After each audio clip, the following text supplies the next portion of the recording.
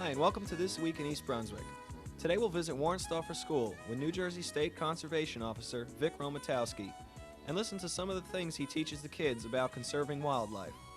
We'll also take a quick look at a balloon launch held at Central School to honor National Libraries in Our School Month. Our regular features will include health facts on hazardous materials with Senior Inspector of the Hazardous Materials Unit for Middlesex County, Rich Kozub, Consumer Advocate Adrian Eisner, and information on smoke detectors.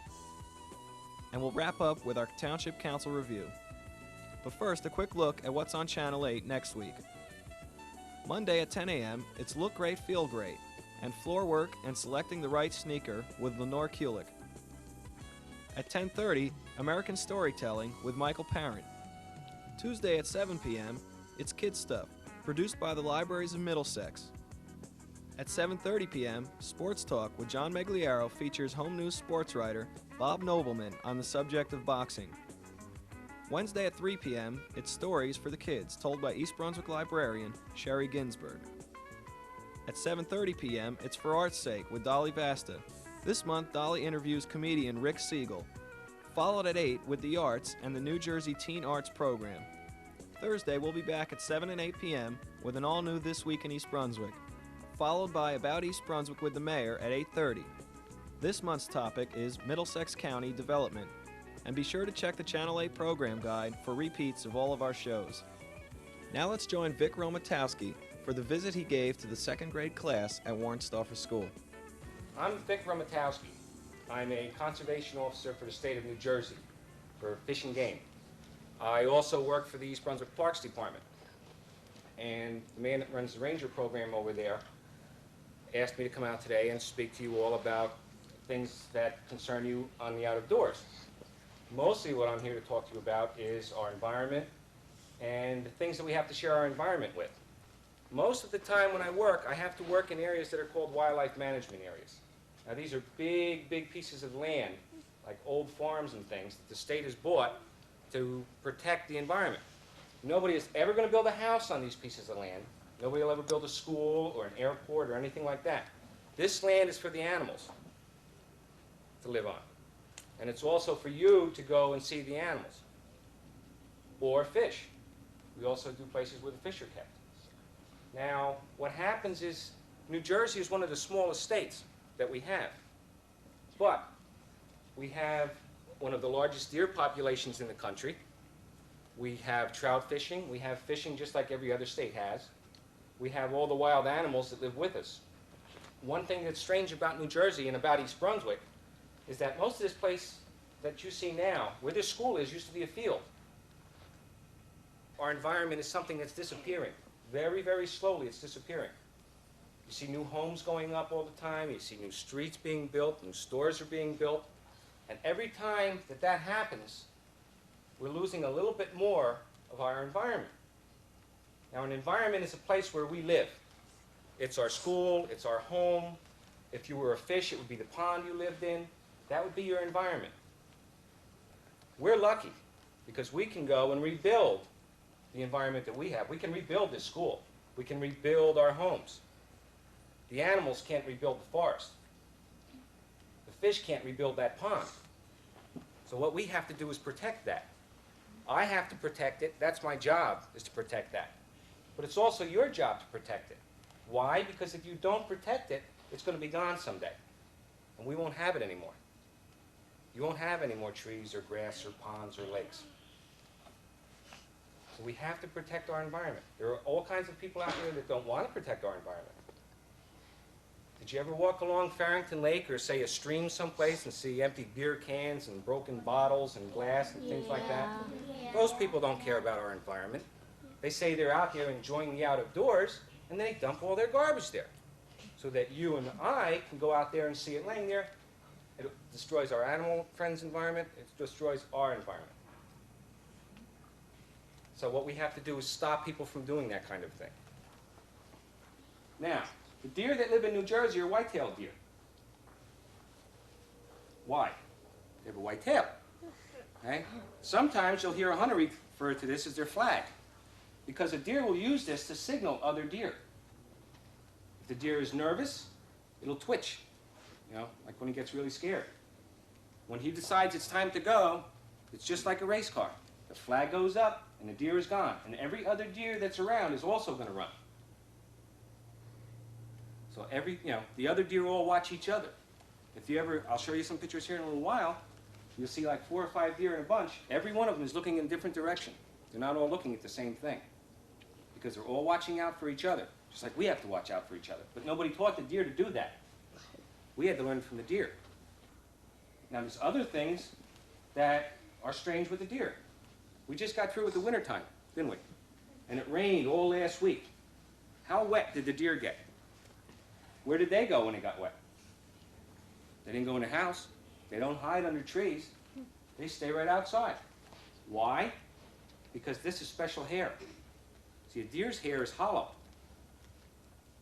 If you were to take this hair out and look at a microscope, you would find out it's hollow. Your hair isn't hollow, but theirs is. And what it does, I know it's hard to believe if you look at this little hair that it's really hollow, but it is. And that traps the air and keeps the deer warm and dry. Now in a little while, this is a winter fur. See what color it is? Come summertime, the deer are going to end up being almost the same color as this fox, that reddish color like that. They'll shed their hair. All this heavy hair will fall out and it'll end up looking like that. So, you can either make it a rug or you can make it something else. These little guys are very curious. They're going to come right into your house. We've taken them out of chimneys. We've taken them out of people's attics. They'll raid your garbage cans at night. They'll fight with your cat. They'll fight with your dog if your dog is out at night. These aren't really nice little guys. They're cute looking, but they're not all that nice. Another thing is, suppose you come across one of these while you're out walking in the woods someday, and it doesn't run away from you.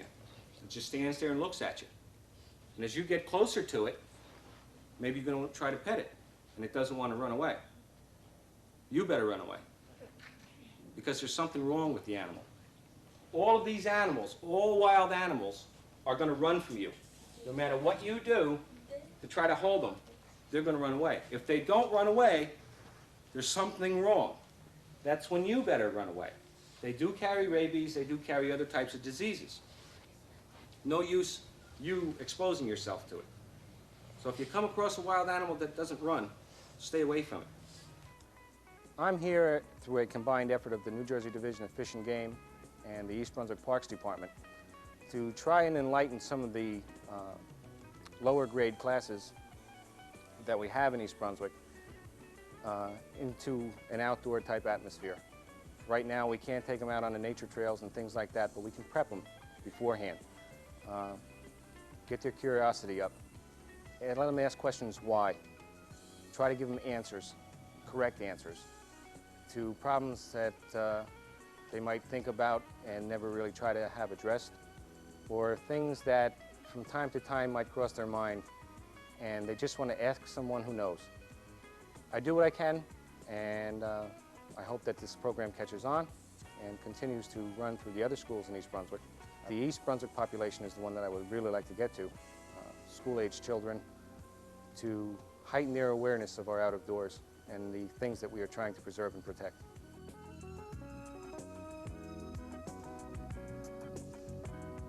Hi, my name is Susan Kleinman and I'm the Library Media Specialist at Central Elementary School in East Brunswick.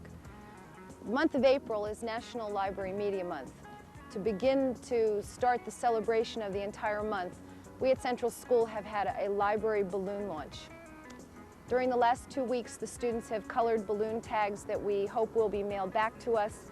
We've studied weather conditions and different types of balloons and how they travel in the wind currents.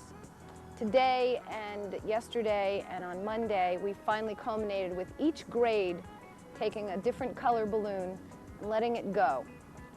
We found that the wind has traveled some days in the north and some days to the south, and already today we have gotten back our first tag. Yesterday morning on Tuesday, the 4th grades launched their balloons at 10:30 in the morning, and at 1 o'clock a gentleman from Forked River near Barnegat Bay found her balloon tag and mailed it back. So Jessica Farber is the first winner in 4th grade because her tag was gotten first.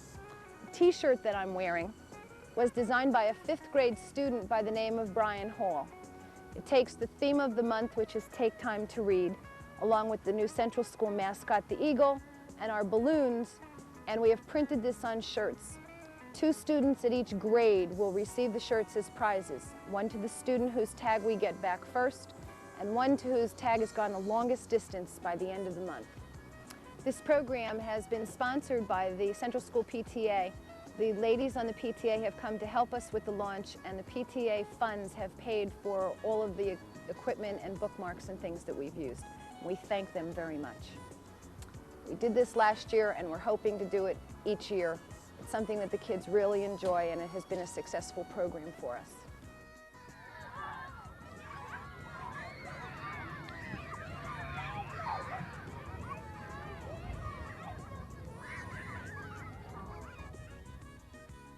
Also in our schools, the East Brunswick Board of Education was one of 6 in the United States to be honored for outstanding programs for handicapped persons in a project sponsored jointly by the National School Boards Association and the National Organization on Disability. East Brunswick received one of 5 special certificates of recognition for outstanding service to disabled students and adults, which enables them to participate more fully in school and community life. The Livingston Board of Education was the only other one in New Jersey to receive a certificate.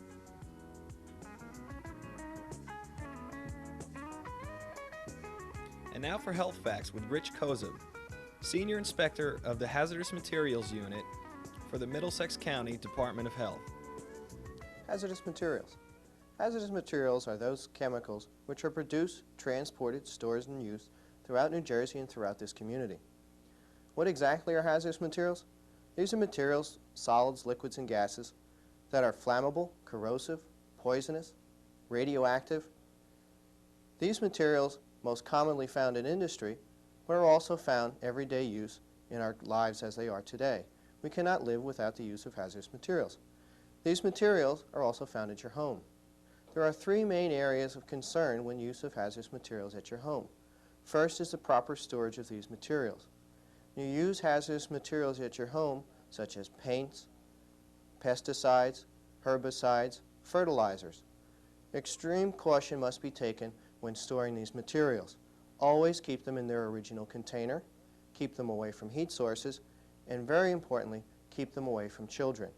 Many times you will find hazardous materials and chemicals stored in areas such as under the sinks, in basements, out in the garage. Another very important area of concern is the proper use of these materials. Always read and follow label directions on the original containers as specified by the manufacturer. Never mix commercial products. Mixing these commercial products in many cases can produce very toxic byproducts. These byproducts can cause injury or death. The third main area of concern is the disposal of these materials. When you've finished using these materials, again follow all the manufacturer's directions as to how to dispose of these materials. Even materials such as used motor oil. This material should never be dumped or thrown away in trash. These materials can be recycled and reused by taking them back to your local service station. Should you require any further information on hazardous materials, contact us, the Middlesex County Health Department. I'm Rich Kozub, and this has been Health Facts.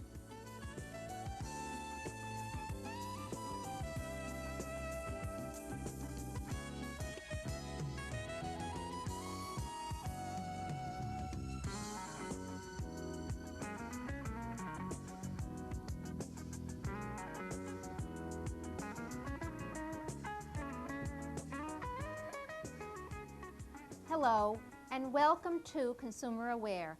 I'm Adrienne Eisner, Director of the East Brunswick Consumer Affairs Office.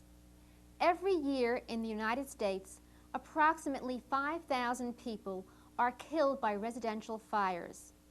Most fire victims die from inhalation of smoke and toxic gases, not as a result of burns. Most deaths and injuries occur in fires that happen at night while the victims are asleep. Properly installed and maintained, the home smoke detector is considered one of the best and least expensive means of providing an early warning when a fire begins, before the concentration of smoke reaches a dangerous level or before the fire becomes too intense. There is no doubt about it. Smoke detectors save lives, prevent injuries, and minimize property damage by enabling residents to detect fires early in their development. The risk of dying from fire in homes where smoke detectors are not installed is twice as high as in homes that have functioning detectors. At least once a month, consumers should test their smoke detectors and replace batteries if needed. Owner neglect of testing and battery replacement has been a cause of smoke detector failure, often resulting in tragedy. So, test that smoke detector monthly to make sure that it is operating properly. Test the smoke detector and replace batteries according to the manufacturer's directions. Fresh batteries should last approximately 1 year. If your battery-powered detector begins to emit its low power warning, remove the weak battery and replace it immediately with a fresh one. At least one smoke detector should properly be placed on every floor of your home. The most important location is the bedroom area.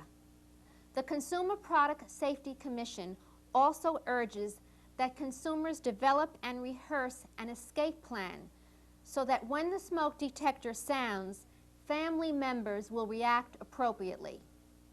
For further information on smoke detectors or any other consumer questions, please contact us at the East Brunswick Consumer Affairs Office. The telephone number is 390-6954. Our office, located in the Municipal Building, is open Monday through Friday from 9 a.m. until 5 p.m. Thank you for joining me on Consumer Aware. See you again next time. It was standing room only at Monday night's Township Council meeting. Most of the people present were residents of Hall's Corner and had come to ask the council for support in an ongoing dispute between residents and the management of this housing for seniors. Representatives of the tenants' organization complained about the management's negligence in maintaining the building and a proposed 6% increase in rent. The council asked Township administration to look into the matter and report its findings and recommendations. The public hearing for the 1987 municipal budget was also held this week. Several Township residents took the opportunity to question specific items of the proposed budget. Council Vice President Joseph Hudak voted against recent amendments to the budget, which he said placed too much of the tax burden on the residents. Council President Russell Walker abstained, and Councilman Jackson Agra and Bill Kirk voted for them. On Tuesday night, the $42.5 million school budget was defeated in East Brunswick. Elected to the school board were Randy Ellen Solomon, Robert Van Wagner, and Richard Lowenstein. The Township Council will now address the school budget. Public hearings will be held, and the budget amended by the council will be presented as a resolution. That's all for this week, and thanks for watching.